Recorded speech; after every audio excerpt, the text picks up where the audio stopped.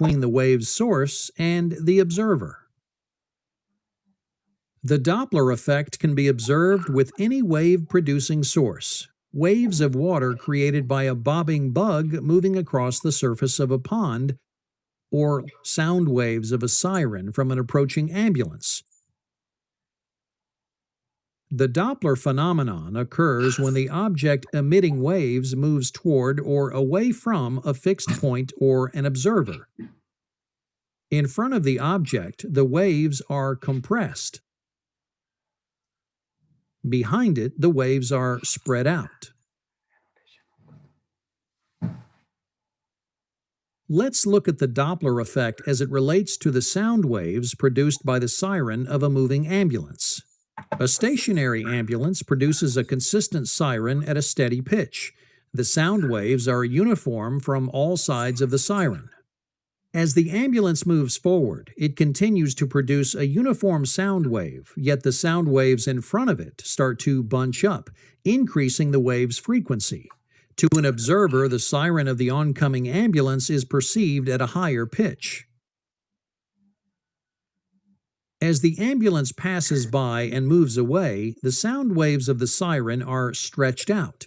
Thus, the frequency of the wave is diminished, resulting in a perceived lowering of the pitch from the observer's point of view. The observed effect is that when the ambulance approaches and then departs, an observer will hear the siren shift from a high pitch to a low pitch.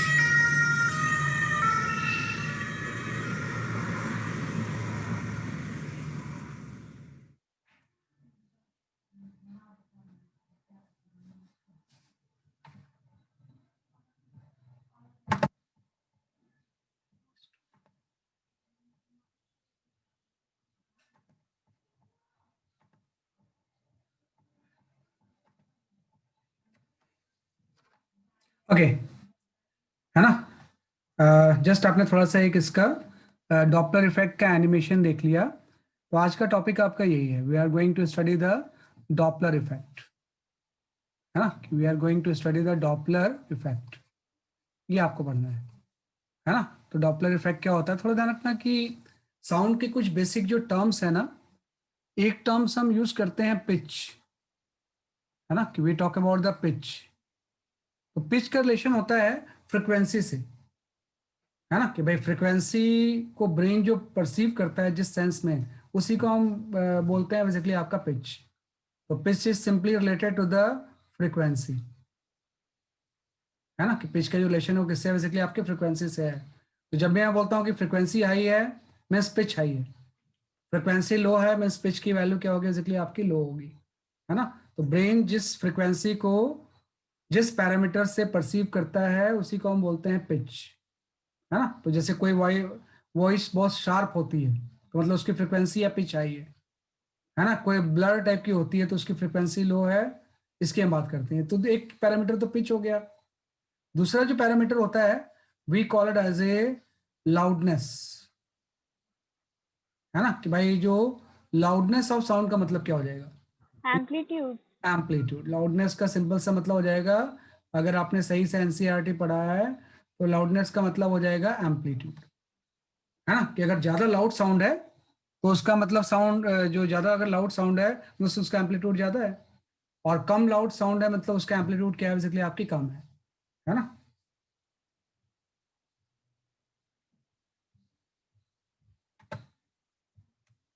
है ना, कि भाई कम loud sound का मतलब जो होगा उसका amplitude क्या होगा, बेसिकली आपका कम होगा, है ना। तो पिच का मतलब फ्रिक्वेंसी से है।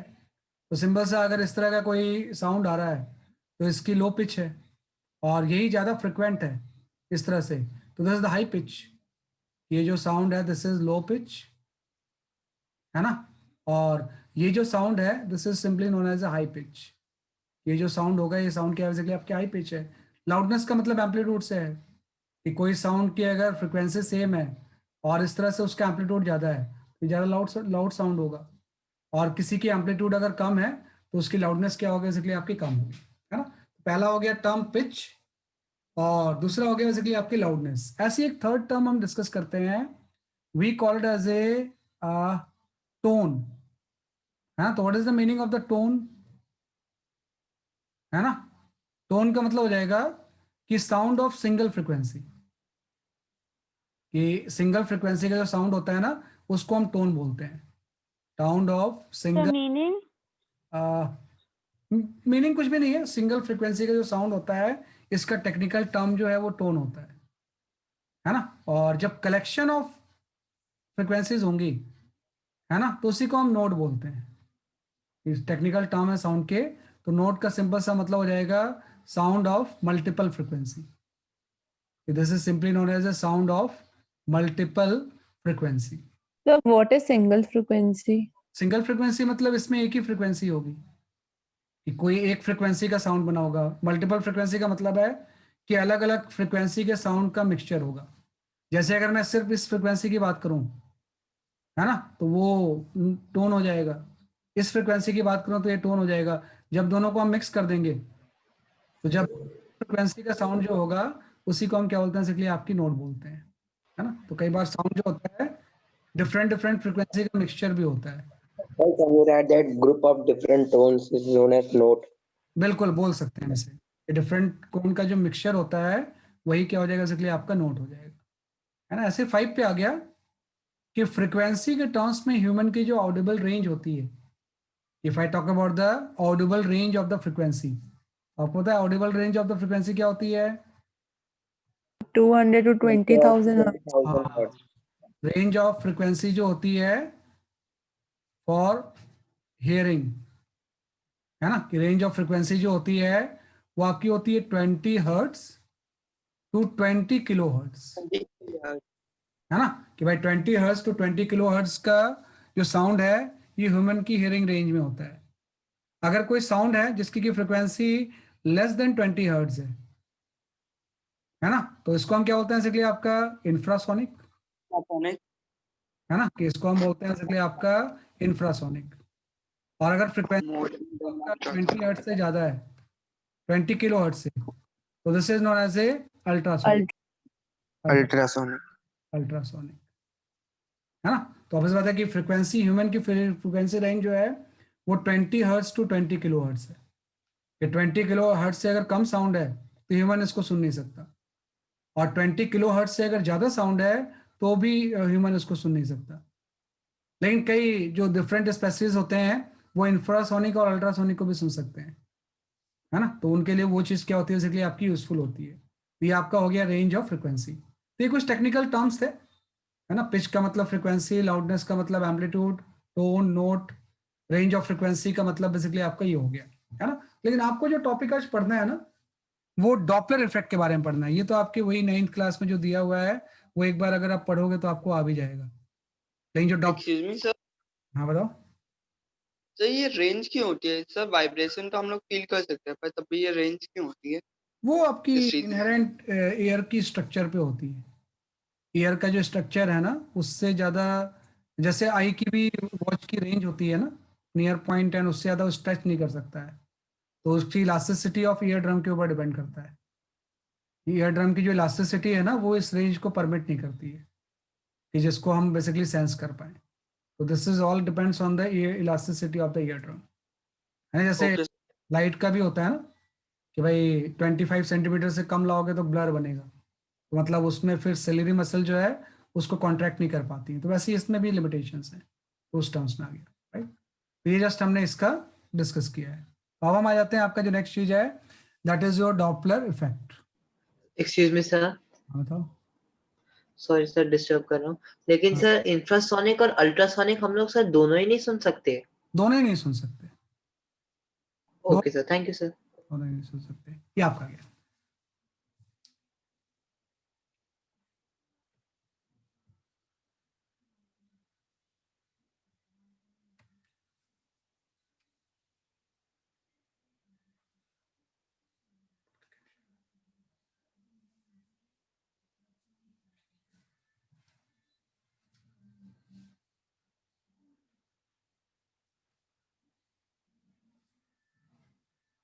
ओके, है ना। तो हम यहाँ बात करते हैं बेसिकली आपका डॉपलर इफेक्ट की। We can talk about the Doppler effect. तो जैसा आपने एनिमेशन पढ़ा ना, एक्चुअली में कोई अगर साउंड का सोर्स आपको अप्रोच कर रहा है या रिसीव कर रहा है तो फ्रिक्वेंसी की वैल्यू चेंज सुनाई देती है। अगर फ्रिक्वेंसी इंक्रीज हो रहा है तो शार्पनेस ऑफ साउंड बढ़ जाएगी, और फ्रिक्वेंसी अगर डिक्रीज हो रही है तो शार्पनेस ऑफ साउंड क्या हो जाएगी, कम हो जाएगी। डॉपलर इफेक्ट का मतलब जो होता है, Doppler effect is that is the change in apparent frequency of the sound, change in apparent frequency of sound, frequency of sound due to motion of the due to motion of source or observer, due to motion of source or observer, right, is called Doppler effect, है ना। इसी को हम क्या बोलते हैं इसलिए आपका डॉपलर इफेक्ट, है ना, कि भाई जो फ्रिक्वेंसी में चेंज होता है, this is simply known as a Doppler effect. कि भाई जैसे क्या है, सपोज आपका कोई सोर्स ऑफ साउंड यहाँ पे है ना, और यहाँ पे कोई ऑब्जर्वर है ना। अगर ये दोनों रेस्ट पे हैं, कि भाई सोर्स भी रेस्ट पे है और ये ऑब्जर्वर भी रेस्ट पे है, ये सोर्स भी रेस्ट पे ऑब्जर्वर भी रेस्ट पे है, तो सोर्स ने कोई साउंड प्रोड्यूस किया किसी एफ नॉट फ्रिक्वेंसी का, है ना, और ये साउंड किसी वी वेलोसिटी से आगे ट्रेवल करेगा, ये साउंड वेव आगे ट्रेवल करेंगी और Yes, sir. सुनता है। तो इसको अगर ये एफ फ्रिक्वेंसी का सुनाई देता है कि F naught is the actual frequency, है ना, कि एफ नॉट जो है ये कौन सी फ्रिक्वेंसी है, बेसिकली आपकी एक्चुअल फ्रिक्वेंसी, है ना, कि this is known as basically आपका एक्चुअल फ्रिक्वेंसी, कि एफ नॉट अगर एक्चुअल फ्रिक्वेंसी है और एफ को हम बोलते हैं अपरेंट फ्रिक्वेंसी, जो उसको सुनाई दे रहा है, कि this is known as a apparent frequency, apparent frequency, this is simply known as a apparent frequency, है ना। तो इसने एफ नॉट फ्रिक्वेंसी का साउंड इमिट किया, अगर इसको एफ सुनाई दे रहा है तो ये एक्चुअली इस केस में अगर दोनों रेस्ट पे हैं, तो दोनों चीजें अगर रेस्ट पे हैं तो F equal to F naught हो जाएगा। वह इसमें कोई मॉडिफिकेशन नहीं होगा, कि जितनी फ्रिक्वेंसी का ये साउंड इमिट करेगा उतनी फ्रिक्वेंसी का इसको सुनाई देगा। लेकिन इसी में अगर कोई भी एक मोशन में हो या दोनों मोशन में हो, जैसे मैंने बोला सोर्स जो है, अब ये सपोज इसकी तरफ किसी वी एस से मूव कर रहा है, और ऑब्जर्वर भी है जो इसकी तरफ किसी वी नॉट से मूव कर रहा है, दोनों मूव कर रहे हैं, दोनों में से एक भी मूव कर रहा है। अब इसने जब एफ नॉट फ्रिक्वेंसी का साउंड इमिट किया तो ये साउंड वी से आगे ट्रेवल करेगा, और इसको अगर ये एफ का सुनाई दे रहा है तो एफ इस केस में will not be equal to the F naught, है ना। यही जो इफेक्ट होता है, वही फ्रिक्वेंसी में जो चेंज होता है, we call it as a Doppler effect. वही मैंने बोला, change in the apparent frequency of Excuse me, sir. Due to motion of the source or observer is called the Doppler effect. हाँ बोलो। Sir अगर दोनों same velocity से same direction में move करेंगे तो नहीं सर, होगा, तब एफ नॉट तो नहीं एफ होगा। इक्वल होंगे। इसलिए यहाँ पे आप लिख लो ड्यू टू रिलेटिव मोशन, यहाँ पे एक वर्ड आप रिलेटिव लगा दोगे ना, तो वो चीज आपकी कवर हो जाएगी, है ना, कि भाई दोनों अगर सेम डायरेक्शन में सेम लॉसेस जा रहे हैं तो रिलेटिव मोशन जीरो हो गया ना, तो फिर डॉपलर इफेक्ट नहीं होता है। लेकिन अगर दोनों के बीच में कोई रिलेटिव मोशन है तो डॉपलर इफेक्ट होता है। तो एफ की वैल्यू एफ नॉट के इक्वल नहीं होगी। इस केस में क्या होगा ना, एफ की value greater than F naught हो जाएगी। तो जो एम्बुलेंस जैसे अप्रोच कर रही थी, तो उसकी जब अप्रोच करती है तो साउंड बहुत शार्प सुनाई देता है, क्योंकि अपरेंट फ्रिक्वेंसी बढ़ जाती है। जब आपसे रिसीड करती है तो शार्पनेस कम हो जाती है। वही बात है कि क्लोज पास में आएंगे तो फ्रिक्वेंसी इंक्रीज होगी, और जब सेपरेशन बढ़ेगा तो फ्रिक्वेंसी क्या होगी, डिक्रीज होगी। ये कोई सरप्राइजिंग Sir, चीज can you please explain it again? भाई, जब दो चीजें एक दूसरे के क्लोज आएंगी, है ना, कि पास में आएंगे तो फ्रिक्वेंसी बढ़ती है, और जब सेपरेशन दूर जाएंगे तो सब फ्रिक्वेंसी कम होगी। जैसे इस केस में F is greater than F naught है।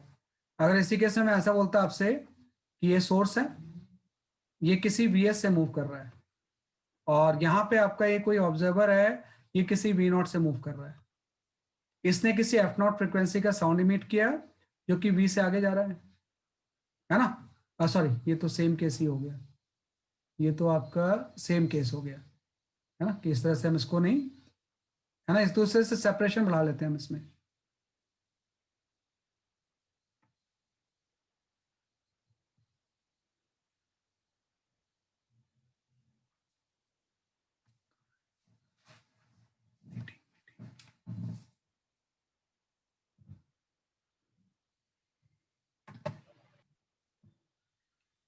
सर इसे आप जूम आउट कर दीजिए। अभी कर रहे हैं, अभी कर रहे हैं, वेट फॉर मोमेंट।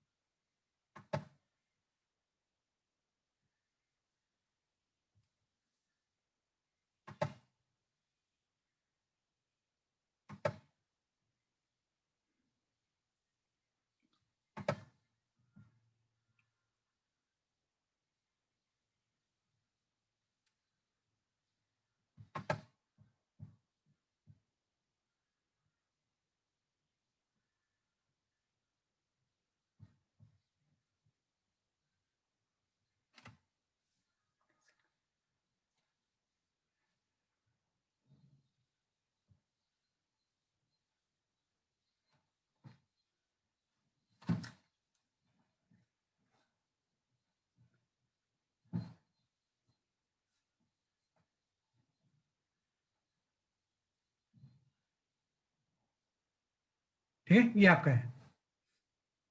तो जो ये केस हम डिस्कस कर रहे थे ना, ये वाला लास्ट वाला जो था, दैट इज योर, है ना, कि भाई ये जो टर्म हम डिस्कस कर रहे थे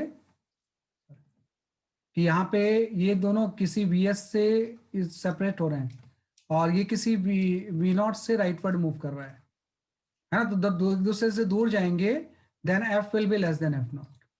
ये बात कर रहे थे कि जब अप्रोच करेंगे तो फ्रिक्वेंसी इंक्रीज होगी और जब सेपरेशन बढ़ेगा तो फ्रिक्वेंसी की वैल्यू क्या होगी, बेसिकली आपकी डिक्रीज होगी, है ना। तो इस तरह से हम इसको डिस्कस कर रहे हैं, है ना। ये आपका गया है।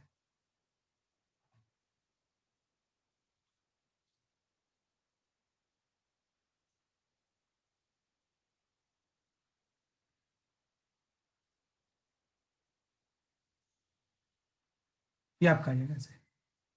आप सुन पा रहे हो क्या मुझे? Yes sir. Okay, yes sir. Thank someone has message की सुन नहीं पा रहा है, तो ये आपका आ गया। तो ये डॉपलर इफेक्ट होता है, तो इसी को नॉर्मली मैं आप फर्दर इलॉबरेट करता हूँ आपका, है ना, कि जस्ट हम इसमें डिफाइन करेंगे। तो ये चीज आपकी आ गई। तो अब हम आ जाते हैं, देखो ये कोई सरप्राइजिंग चीज नहीं है, सिंपल सा ऑब्जर्वेशन से भी हम इसको कर सकते हैं।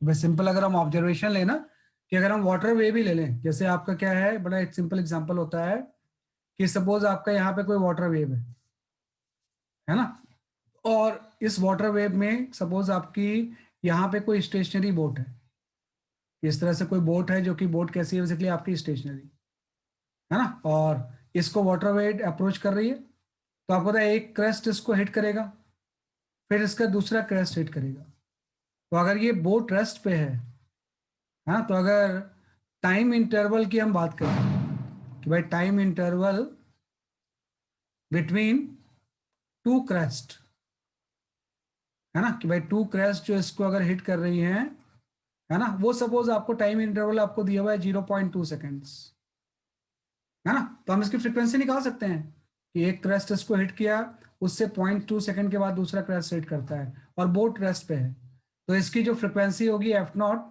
वो 1 टाइम पीरियड ही तो होता है, तो इसकी जो फ्रीक्वेंसी होगी 1/0.2 सेकेंड हो जाएगा, मीन्स ये आपकी 5 हर्ट्ज हो जाएगी। तो हम बोलेंगे बोट को जो ये वाटर वेव हिट कर रही हैं वो कितनी फ्रीक्वेंसी से हिट कर रही हैं, 5 हर्ट्ज से।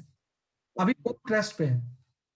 अगर इसी केस में सपोज आपका सेम हम इस तरह से वाटर वेव आके इसको स्ट्राइक कर रहा है और अगर बोट अब मूव करने लगी, है ना, कि सपोज आपको ये बोट जो है ये किसी वेलोसिटी से इसकी तरफ जाने लगी, तो आपको पता है अब जो ये क्रेस्ट हिट करेगा और दूसरा जो क्रेस्ट हिट करेगा, इसके टाइम इंटरवल के बीच में क्या होगा, इंक्रीज होगा या डिक्रीज होगा?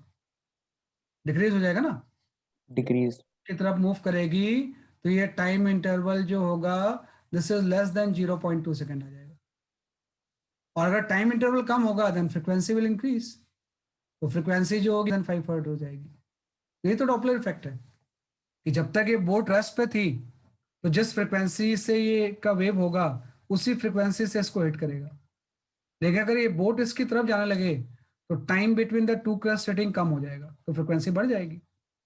इसी केस में अगर ऐसा हो जाए कि ये बोट इससे दूर जाने लगी, है ना, कि भाई बोट जो है सपोज आपकी इससे किसी सेपरेशन बढ़ने लगा इसका, ये बोट है और ये इससे सपोज आपकी किसी स्पीड से राइटवर्ड जाने लगी, तो आपको पता है एक क्रस्ट हिट करेगी, दोबारा जो दूसरी क्रस्ट हिट करेगी वो टाइम बढ़ जाएगा, तो time will be greater than 0.2 second, है ना। तो जो फ्रिक्वेंसी होगी it will greater than 5 hertz, है ना। तो ये होता है कि जो हमेशा इस तरह से अगर हम बात करें, है ना, कि आपका ये जो frequency frequency less than sorry 5 hertz. Frequency कम हो जाएगी, इसमें लेस देन 5 हर्ट्ज हो जाएगी। तो वही तो हम डॉपलर इफेक्ट की बात कर रहे थे कि अगर ये टुवर्ड्स जाएगा सोर्स ऑफ साउंड की तरफ, सोर्स की तरफ, then frequency will increase, and जब अवे मूव करेगा तो फ्रिक्वेंसी क्या होगी, बेसिकली आपकी डिक्रीज होगी। तो this effect is simply known as a Doppler effect. और ये डॉपलर इफेक्ट किसी भी वेव की प्रॉपर्टी है, नॉट नेसेसरी कि साउंड ही हो, है ना। जैसे इस केस में तो हमने वाटर वेव ले लिया है ना, कि इस केस में आपने क्या ले लिया, बेसिकली आपका वाटर वेव, है ना। वाटर वेव में भी हो सकता है, आपके साउंड वेव में तो होता ही है ना। इनफैक्ट लाइट वेव में भी होता है। डॉपलर इफेक्ट हम लाइट में भी ऑब्जर्व करते हैं कि लाइट की फ्रिक्वेंसी क्या होती है, चेंज होती है ड्यू टू रिलेटिव मोशन, है ना। तो आप थोड़ा सा आते हैं, ये तो जस्ट मैंने बताया आपको कि कुछ थ्योरेटिकल चीजें हैं, है ना। अब हम आ जाते हैं बेसिकली आपके ये लिख लो पहले आप,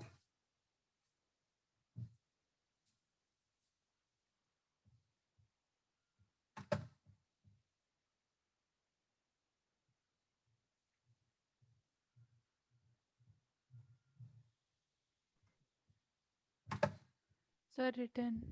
ओके ठीक है। चलो तो हम आगे आते हैं आपके, no sir, just a second.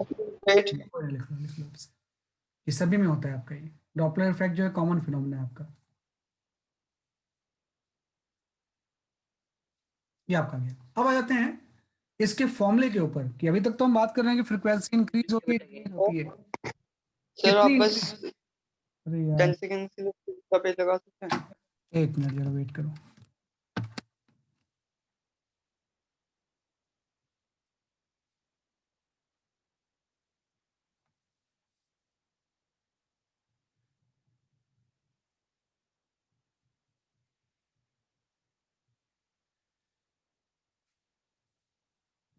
Thank you sir.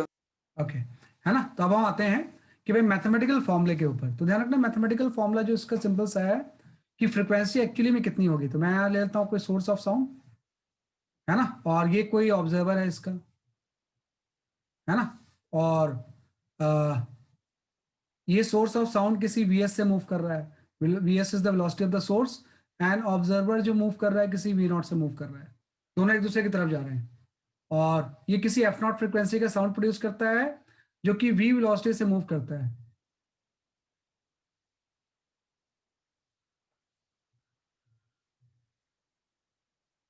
है ना, जो कि किससे मूव करता है, किसी बेसिकली आपकी वी वेलोसिटी से, कि इसने इमिट किया और ये वी वेलोसिटी से इसकी तरफ जाता है और ऑब्जर्वर को ये सेंस करेगा, है ना। तो इसका जो फॉर्मूला होता है ना कि इसको कितनी फ्रीक्वेंसी का सुनाई देगा, इस फ्रीक्वेंसी की वैल्यू आपको मेमोराइज करनी है कि एफ की वैल्यू होती है F naught into V plus V naught divide by क्या हो जाएगा बेसिकली आपका वी माइनस वी एस, ये आपका जाएगा कि जो फ्रीक्वेंसी होगी F equal to F naught V plus V naught divide by क्या हो जाएगा बेसिकली आपका वी माइनस वी एस। ध्यान रखना ये फ्रीक्वेंसी है जब दोनों एक दूसरे की तरफ जा रहे हैं, है ना, कि इस केस में आपको बताइए कि एफ की वैल्यू एफ नॉट से ज्यादा होगी, है ना, क्योंकि न्यूमरेटर बढ़ गया डिनोमिनेटर कम हो गया, तो फ्रीक्वेंसी की वैल्यू एफ नॉट से क्या ज्यादा होगी।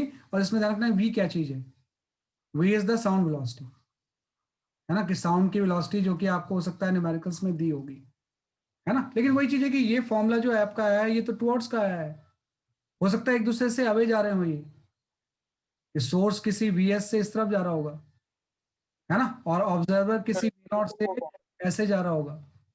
इसने एक एफ नॉट फ्रिक्वेंसी का साउंड इमिट किया जो कि ऑब्जर्वर की तरफ वी से मूव किया, इसको एफ का सुनाई दिया। तो इसको हम कैसे निकालेंगे, क्या चेंज आ जाएगा, जैसे फर्स्ट केस तो ये आ गया, सेकेंड केस में एक दूसरे के से दोनों अवे जा रहे हैं। देखो साइन चेंज कर देना आप। इससे अपोजिट अगर कोई वेलोसिटी है तो उसको का साइन आपको चेंज करना है। आप क्या करोगे, यहाँ पे एफ नॉट तो वैसे ही लिख दोगे, वेलोसिटी ऑफ साउंड भी वैसे ही लिख दोगे आप। और थोड़ा ध्यान दोगे इस वी नॉट से इस वी नॉट में क्या रिलेशन है, जस्ट अपोजिट है, तो हम लिख देंगे यहाँ पे v plus minus V naught, कि भाई ये जो फॉर्मूला अगर आपको टुवर्ड्स का पता है तो वी नॉट इसमें लेफ्टवर्ड है, इसमें आपने राइटवर्ड लिया है, तो यहाँ पे माइनस साइन आ गया, डिवाइडेड बाई आपका आ जाएगा यहाँ पे v माइनस, ये राइटवर्ड है और लेफ्टवर्ड है, तो यहाँ पे अगेन ये भी अपोजिट आ जाएगा, तो माइनस वी एस। तो जस्ट आपका इस माइनस दोनों साइन की वजह से ऊपर नीचे के साइन चेंज हो जाएंगे, तो इसको जो फ्रिक्वेंसी सुनाई देगा एफ नॉट इक्वल टू हो जाएगा V minus V naught, divide by आपका हो जाएगा वी प्लस वी एस, है ना। तो आज बात है, अब इसमें ऊपर माइनस आ गया, नीचे प्लस आ गया, तो आपको फॉर्मूला जो मेमोराइज करना है सिर्फ यही करना है। अलग अलग केसेस का फॉर्मूला हम मेमोराइज नहीं करते हैं, बल्कि बाकी सारे के केस में हम उसका साइन चेंज कर देंगे कि भाई इससे अगर कोई अलग साइन डायरेक्शन है तो उसका जस्ट माइनस कर देना आपने। तो इस केस में आपको होता है एफ की frequency less than F naught हो जाएगी। इस केस में जो ऑब्जर्वर है ये कम फ्रिक्वेंसी रिकॉग्नाइज करेगा, इस केस में ज्यादा करेगा। दोनों सेम डायरेक्शन में भी हो सकते हैं। थर्ड केस में हो सकता है कि सोर्स जो है ये वी एस से राइटवर्ड जा रहा है और ये ऑब्जर्वर भी किसी वी नॉट से राइटवर्ड जा रहा है ना, कि दोनों की डायरेक्शन क्या हो सकती है, बेसिकली आपकी सेम भी हो सकती है। इसने किसी एफ नॉट फ्रिक्वेंसी का साउंड इमिट किया जो कि वी से राइटवर्ड ट्रेवल कर रहा है ना। तो अब इसमें वही चीज आ जाएगा कि मेन फॉर्मूला तो वो है, आप लिखोगे एफ नॉट और इन दोनों को आप कंपेयर करोगे, पहले और इस वाले को, तो अपोजिट है, तो यहां पे तो आपका आ जाएगा v plus minus V not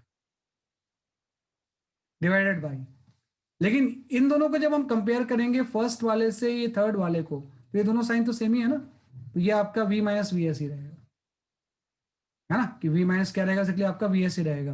तो इस केस में जो एपरेंट फ्रिक्वेंसी होगी उसकी वैल्यू हो जाएगी v minus V naught by V minus V S. तो इसमें दोनों जगह पे नेगेटिव होगा, ऊपर नीचे। आप देखो excuse me sir, numerator positive, denominator negative. हाँ बताओ। सर ये जो टॉप वाला फॉर्मूला है सर, हाँ। उसका डेरिवेशन कैसे आएगा? डेरिवेशन है लेकिन अभी आप नहीं पढ़ पाओगे उसे। आप डिराइव करना किसी दिन बता दूंगा मैं आपको, डिराइव कर सकते हैं उसे, बिल्कुल बताएंगे आपको, किस दिन मैं एक्सप्लेन करूंगा आपको उसका डेरिवेशन। अभी तो फिलहाल इस फॉर्मूले से ही आप प्रोसीड करो कि भाई ये फॉर्मूला आपको पता है, कोई भी इसके केस होंगे उसको हम इससे कंपेयर करके निकाल लेंगे। अब इस केस में हम ये नहीं बोल सकते कि फ्रीक्वेंसी इंक्रीज होगी या डिक्रीज होगी, वो सारा कुछ डिपेंड करता है कि वी नॉट और वी एस में क्या रिलेशन है। तो अगर किसी केस में वी नॉट और वी एस अगर सेम है तो एफ की वैल्यू वी एफ नॉट के इक्वल हो जाएगी, है ना, कि अगर V naught and V S हम सेम ले लें, सेम वेलोसिटी से दोनों राइटवर्ड जा रहे हैं, है ना, तो उसमें फ्रिक्वेंसी में कोई चेंज नहीं आएगा। तो आपको सिंपल सा ये फॉर्मूला मेन ध्यान रखना है। और ये तीन केस हो गए, दोनों टुवर्ड्स, दोनों अवे, सेम डायरेक्शन। तो इस तरह से हम इसको क्या करते हैं, इसलिए आपका डिफाइन करते हैं। लिख लो आप इसे, है ना। इस केस में जैसे वी नॉट और वी एस सेम है तो ये आया है। सपोज अगर वी नॉट की वैल्यू वी एस से ज्यादा हो जाए तो एफ की वैल्यू एफ नॉट से कम हो जाएगी।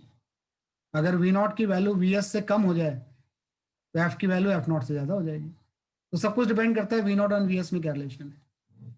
श्योर नहीं हो सकते कि इंक्रीज या डिक्रीज ही होगा। अगर मीटिंग ऑफ होती है तो फिर से रिज्वाइन कर लेना।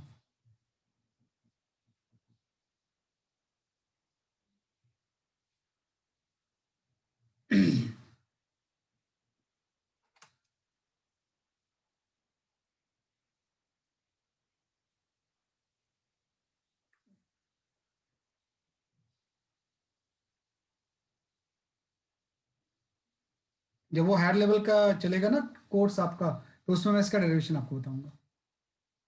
अभी नहीं तो आप कंफ्यूज हो जाओगे उसमें क्या आपका कैसे। चलो